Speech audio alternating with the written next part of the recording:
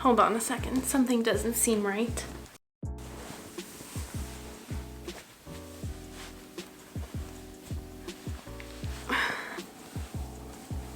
Hello everyone and welcome back. So in today's video, I'm going to be doing a 5 best and 5 worst of the Glossier brand. I just want to start off this video by saying that I've purchased every single Glossier product and merch item myself. I haven't received any PR from them ever. I just wanted to state that just so you know my opinions are truly my own and I'm not swayed by anything. I'm not like that with any other brand as well, but I just wanted to say that. I've spent a lot of my hardworking money into their brand and I think their products are really unique. Their vibe is definitely more on the natural side, which I really love.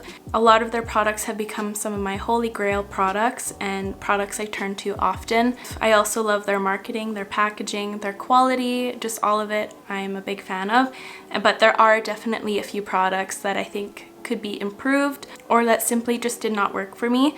And if you love any of the products that didn't work out for me, that's okay. Products work differently for every single person, and if they work great for you, I'm very, very jealous. So before we get into it, I would love for you to subscribe if you aren't already. It would mean so much to me, and let's get to it. The first one I wanted to talk about, and possibly is my favorite product from the whole brand, is the Glossier Clear Gloss. Over the past 3 years, I wish I knew how many of them I purchased. I constantly have a backup stash of the clear gloss because it's one of the best clear glosses on the market. I'm wearing it currently right now over top of their Cake Generation G lipstick. The thing I love most about this gloss is that it gives such a pillowy effect to your lips. It just smoothens out all of your lines and really makes your lips look extra juicy and plumped. It doesn't have any plumping properties to it, thank goodness, because I really don't like plumping glosses. It's a really nice non-stick formula. It has kind of like a gel consistency. It just feels very undetectable on the lips and non-gloopy feeling. I just think it's one of the most luxurious clear glosses on the market and I highly, highly recommend it. I know a lot of people have different opinions about clear gloss, but personally, I think they're an essential product to each collection. And I think clear glosses are super versatile because you can literally customize any lip color you have to make it glossy or wear it on its own. I do that lots. This is definitely my #1 favorite of the brand. They really, really did an amazing job with this formulation. You guys already know how much I love this. I think I've raved about this gloss for like 3+ years on my social media accounts. I've been using it for that long and I don't see myself ever falling out of love with it. My next favorite product will come to no surprise to you as well, and it is the Cloud Paints. I absolutely love these. These are so nice and easy to work with, and I think they'll suit a lot of your preferences.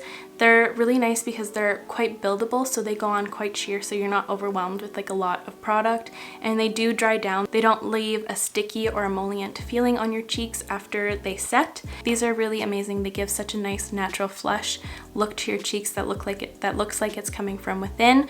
And my 2 favorite shades are these 2 right here. I purchased them time and time again. They are the shades Beam and Dusk. Beam is the one I'm wearing on my cheeks, nose, and chin right now. It's like a nice neutral peachy tone, and Dusk is a really nice yellow toned, very light brown. It's like a perfect everyday nude shade, especially if you have a little bit more of a yellow undertone. This is a great, great, great blush. I feel like I've mentioned these so many times on my channel that information I just said probably is a little redundant, but if you're new here, that's how I feel about these. I love them so, so much. My next favorite is the Glossier mascara, the Glossier Lash Slick Mascara. This stuff is so good. When I first tried it out, I really, really didn't like it. I find that I do that a lot where I don't like a mascara upon first impression, but once it kind of dries down in my collection a little bit more and it kind of thickens up, it turns out so beautifully. But I love this mascara the most for my lower lashes, just because it's the first mascara that does not smudge at all, ever. It hasn't ever done it. It's a really great everyday mascara if you want to use it for your top lashes as well. You can do a very thin application to make like a natural tinted lash look, or you can build it up if you want more of a defined look. There also is some little fibers in here, so it's really going to help lengthen those lashes. But as you guys know, if you watch my videos and tutorials and things, I almost always use this on my lower lashes. I just put so much confidence in here that it's not gonna disobey me and smudge and wreck my makeup over the day. That's why I love this stuff so, so much. My next favorite is the Boy Brow. I have tried the clear one as well as the tinted ones, and I would recommend the tinted ones. And I also have a couple backups of these as well. I can't not have it in my collection too. Before this came into my life, I would do soap brows all the time because no brow gel that I've tried previous to this one really held as well or defined my brows or made them look fluffy, because I do have really naturally thin, fine brows. And of course, I love a really thick, voluminous brow, and this really helps me to achieve that look. I do usually fill in with a little bit of a pencil to begin with, but adding this really adds volume and definition to my brows that I wouldn't have naturally. I love the little applicator. It's so tiny, so you can really precisely grab onto each and every single one of your brow hairs and define them. And it's really nice because there's some little tiny fibers in here, so that ensures to add to the bushiness, which is a huge plus for me. Once this is in your brows aren't going to move and shift throughout the day. They just stay put, and it's amazing. Another thing that I really love is the finish of it. It does have more of a waxy finish, so it mimics the natural shine of your eyebrow hairs, but it's not too glossy or anything. It just makes them look really natural, and like you do have a very thick, luscious brow. And my last favorite is one that really helped my skin when I was in need, and that is the Glossier solution. This is a very intense acne treatment, so if you just have like one spot or two spots, I wouldn't recommend this at all. If you have any acne or hormonal acne, I would recommend you trying this.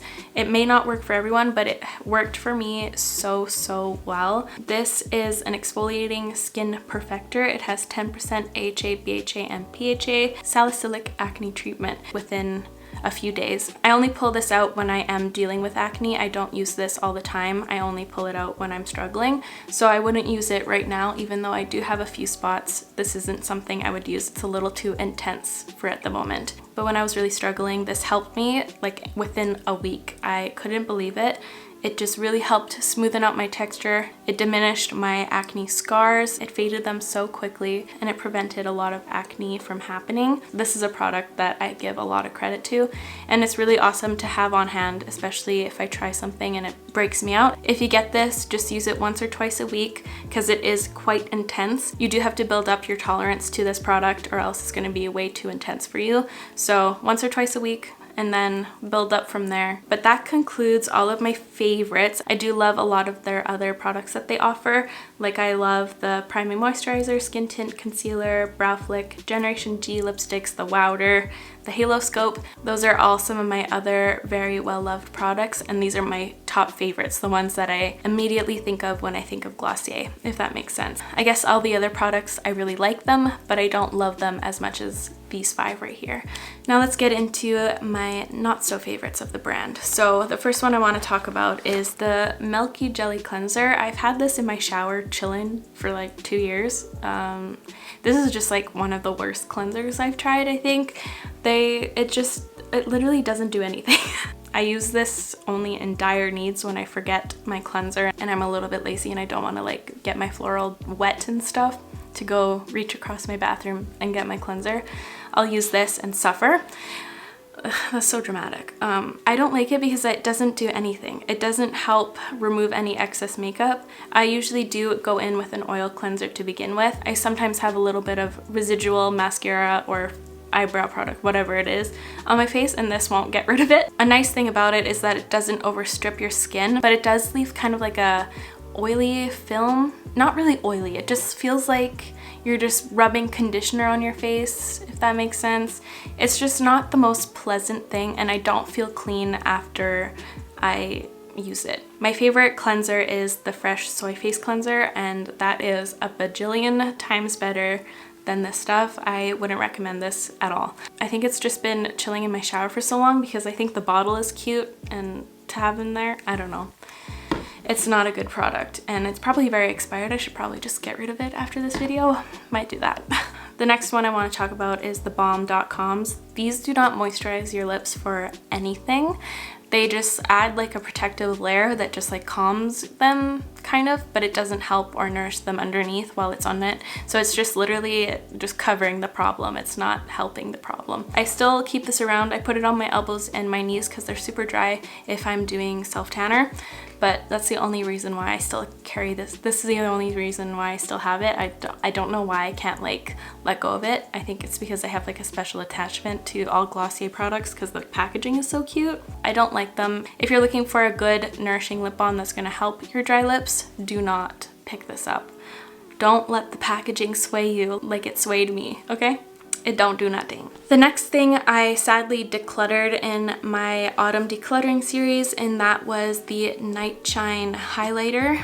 I originally really liked it when I first did a video on the Glossier Play brand, which looking back now, I feel like the Glossier Play line was just kind of a fail. But anyways, it came in like a cute nail polish looking glass bottle, and it had a really tiny doe foot applicator. I really did love the finish and stuff, and I liked the applicator, how small it was, so I can get into like the details of my face, like the inner corner of my eyes or my brow bone if I wanted to do that. But the thing was, the formula set so quickly, so I had issue with that. I'm at the point now where I found so many amazing cream and liquid highlighters that if it sets on me, I don't stand for that. Like, I feel like you really need to work in those creams to make them look good. I don't want to compromise and try to make products work if there are other products that just work by themselves without any hassle. So that kind of annoyed me. As the product got lower and lower, I couldn't get any of the product out because it had like this little dumb glass bottle. Like, I couldn't really get in there, and the doe foot wasn't flexible, so a lot of the product gets wasted in that packaging. So it was just a mistake. I didn't like how it set really quickly, and I really didn't like the packaging. The next product is the Pro Tip eyeliner. I don't like this one because it is quite sheer, and I also don't like how shiny the finish is. That's the only two reasons. I was very hopeful about this product because it is a brush tip, and that's my favorite for this type of eyeliner, but sadly I don't like the formula. My two favorite brushed eyeliners are the NYX Epic Ink and the M Cosmetics brush tip liner. So sadly, disappointed in this one. And my last product I actually was really upset by because I was so hopeful for these, are the Color Slide liners. This product does not slide whatsoever.